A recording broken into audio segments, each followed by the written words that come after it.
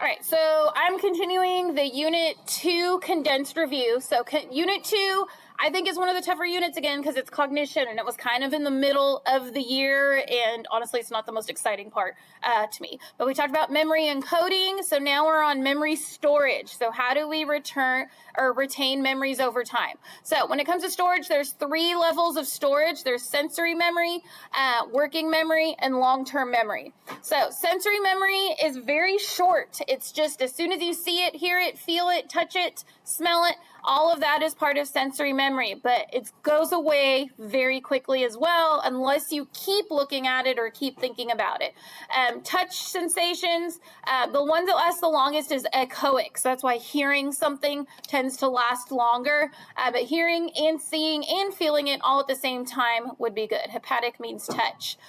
Working memory is when it is in your short-term memory, so that's where you may be rehearsing it or chunking it or elaborating with it or doing things to the memory in order to try to make it last longer and put it into long-term memory.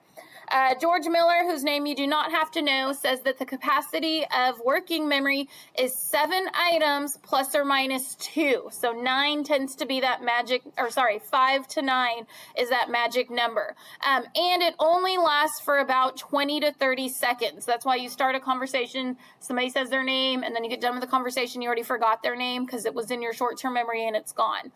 If you chunk it, you can increase that working memory capacity. But again, it's only about 20 seconds and then it goes away.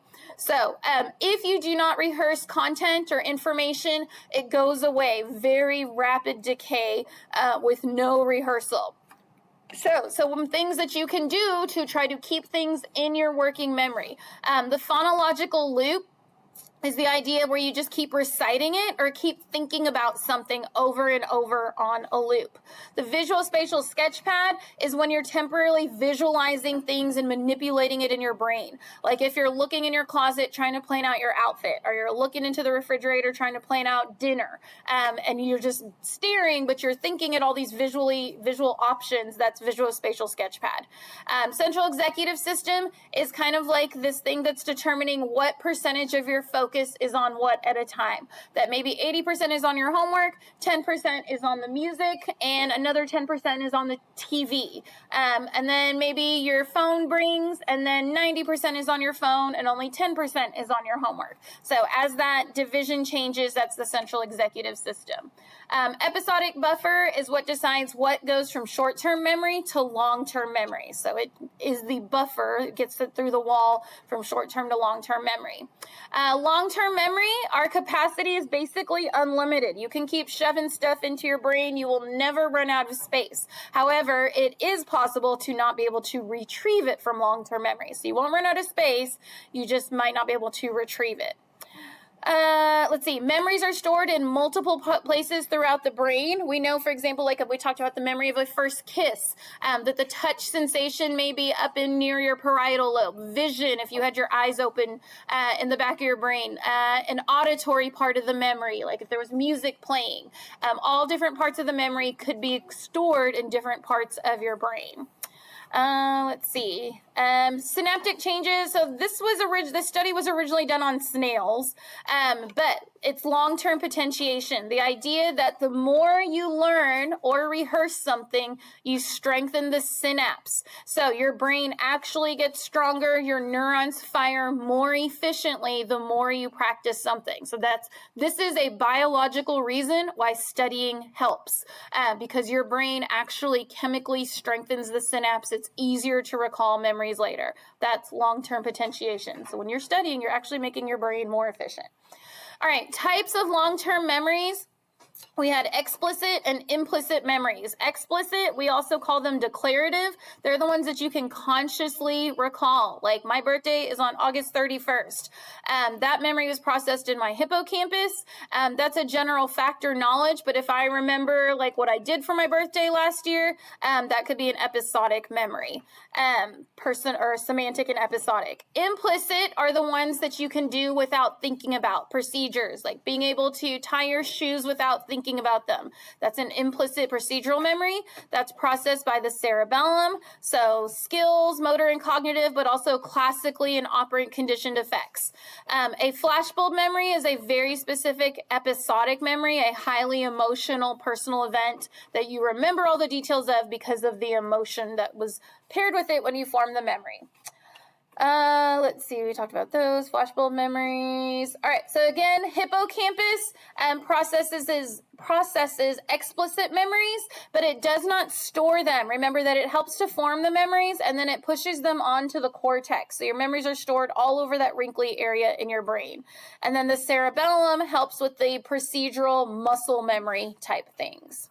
A couple terms here. Retro helps us to remember old or before. Antro means after. Pro means forward. So anterograde amnesia versus retrograde amnesia. Anterograde amnesia is when somebody has brain damage and they cannot form new memories. They cannot remember anything after the brain damage or after the surgery. And there was a guy like that, HM, and he actually still had his implicit memories. His hippocampus was damaged, so he couldn't form new memories, but he could still do procedural memories, which was in his cerebellum. Let's see, Clive Waring, remember the guy with the world's shortest memory? He actually had both, but he also had anterograde. Retrograde amnesia is when you cannot remember old stuff, so things prior to a brain injury. Retrograde amnesia, memory loss of the old stuff. Anterograde, new stuff.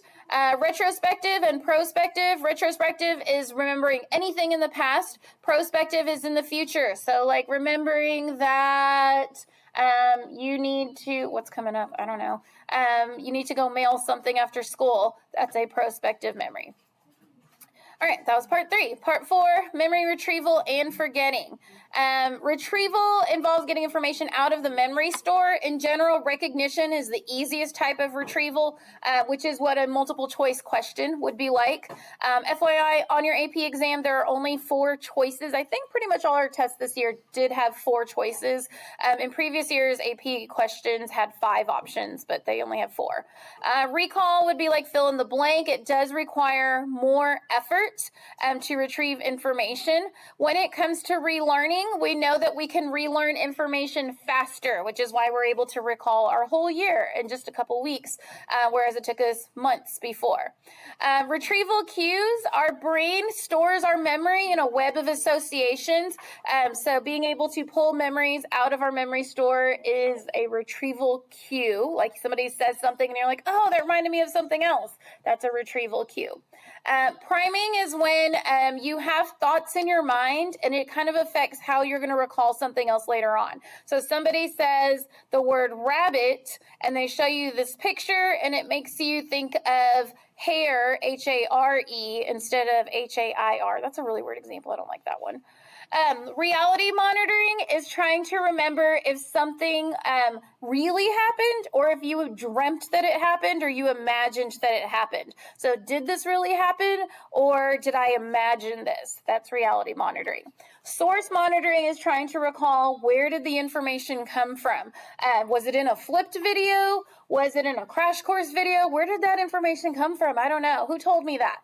That's source monitoring. Destination memory is recalling who has told you what. That's why you should tell the truth because you can't remember which story you told people. So just tell everybody the truth.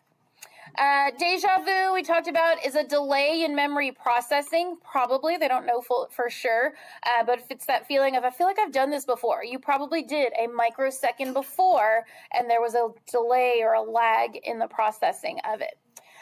Context effects. So state-dependent memories say that you tend to recall memories in the same location or state of mind that you formed the memory.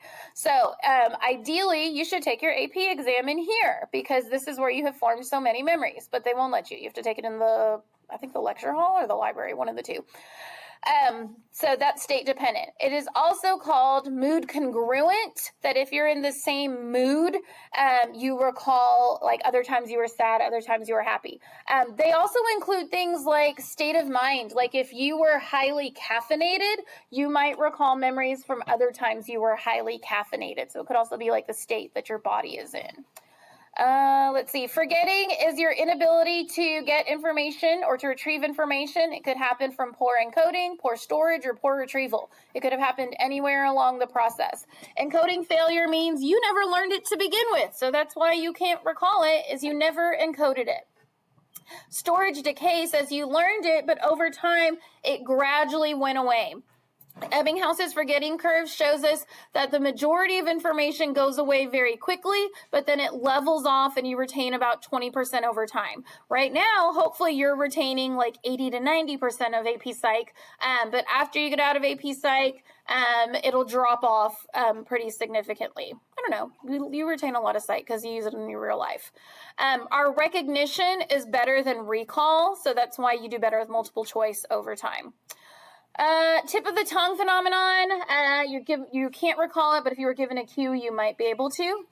Interference is when new or old information is disrupting your recall. So proactive interference is when you can't remember new information because the old information is interfering. He can't remember his new girlfriend's name because he still thinks of his old girlfriend. Retroactive interference is when you can't remember the old stuff because now the new is interfering. You can't remember your old locker combination because you use your new locker and you don't remember the old one. So there's a mnemonic for that, which is PORN. Proactive, old affects the new. Retroactive, new affects the old. Some people, that acronym works really well for me. I memorized it differently. Let's see. And then retroactive interference can be prevented by sleep. So you'll be able to recall old stuff better when you get plenty of sleep. Freud talked about reasons we forget. He talked about repression. And we've also talked about dissociative amnesia as defense mechanisms for the ego. The misinformation effect was studied by Elizabeth Loftus. She talked about how we incorporate misleading information into our memory and our memories are imperfect.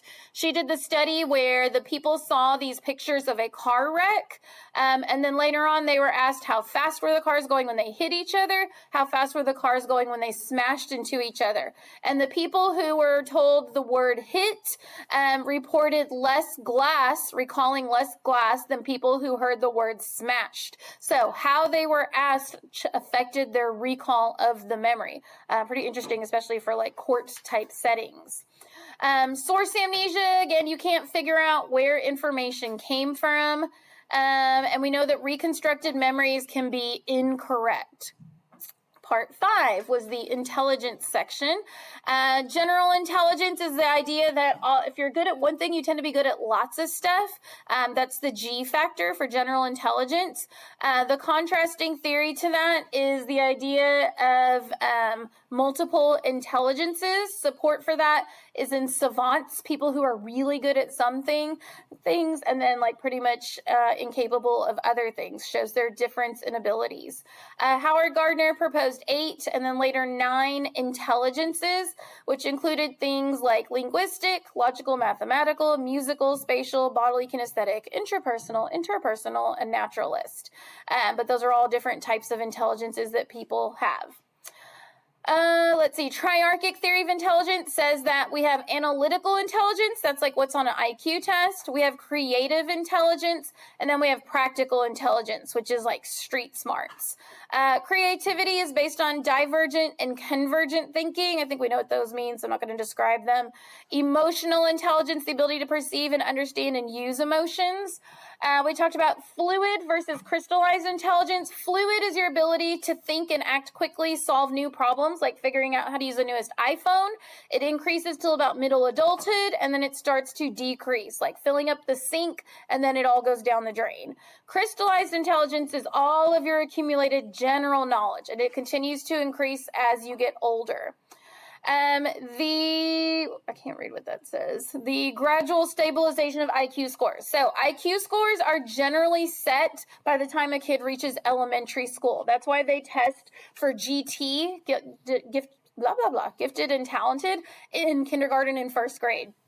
Because they found that your IQ score at that age is pretty much set forever, that there are not substantial changes later on. The Flynn effect says that in developed societies like ours, that IQs have gradually increased over time, and that's due to better educated parents, better access to education, and better technology. Genetic environmental influences shows that there's a pretty equal effect of genetics and the environment on intelligence, though there's a slightly stronger influence from genes, from families, because when they look at adoption studies where kids are raised in separate environments, adopted children turn out to be more like their birth parents, even if they never met their birth parents when it comes to their intelligence. So slightly more genetic. Environmental effects, we know that the environment does still play a significant role. Reaction ranges show this, that the reaction range is your potential for intelligence, that in an enriched environment, you're at the higher end of your potential intelligence. In a poor or deprived environment, you might end up at the lower end of your intelligence abilities. The question of bias, there's lots of talk about stereotype threats, that people, before they take a test, perceive that the test will not judge them fairly, or that the people who score the test won't judge them fairly, and that can be a self-fulfilling prophecy. So that's why it's very standardized in what proctors are supposed to say to you before the test so that they can avoid a stereotype threat. Part 6, intelligence and construction. So when measuring intelligence, it's how we adapt to new situations. The first intelligence test was the Simone Binet one that measured mental age. And then later, the Stanford Binet became the IQ test. They added in chronological age. So mental age divided by chronological age times 100. So if you have a student or a child whose mental age is equal to their actual chronological age, their IQ would be 100 because it's even. But if their mental age is bigger than their actual age, they're going to have a high IQ. If their mental age is less than their actual age, they're going to have a lower IQ. Let's see. Intelligence tests, modern ones, the WAIS and the WISC, Wechsler Intelligence Scales, are modern examples of IQ scales. Types of psychological tests: intelligence tests, aptitude and achievement. Aptitude measures future performance. Achievement measures what you've already learned, like the AP test. So SAT, MCAT, those are measuring potential. AP test, STARS, they're measuring what you've already learned and achieved. So when creating tests, there's 3 factors they look at: standardization, reliability, and validity. Standardization says that they gave the test to a representative sample to help establish a normal curve, and that they're giving everybody the same directions, administering it the same way. There's a normal curve. The mean score is in the middle of the normal curve. Test reliability tells us that the test is consistent with its results, that if you took the test, they lost the scores, you took it again, your scores should be about the same. Split half reliability, cut the test in half, your scores should be the same. If you take the test like the SAT multiple times and you don't do anything different, your score will be about the same. A reliable coefficient is 0.7 or higher. And then validity: does the test measure what it is supposed to measure or predict what it's supposed to predict? Content validity means that it's over the correct content, like a Unit 3 test. It has Unit 3 questions. Predictive validity: it predicts future abilities, like a pilot aptitude test. If you make 100 on that, you should be a good pilot later on. Construct validity measures something that is hypothetical or difficult to describe, like aggression or intelligence. And the way you measure those is by comparing it to other tests that are already established that measure the same thing. That is all of cognition. Yay. Let me end my video. How do I do that? I forgot. Oh. Where is it? There it is.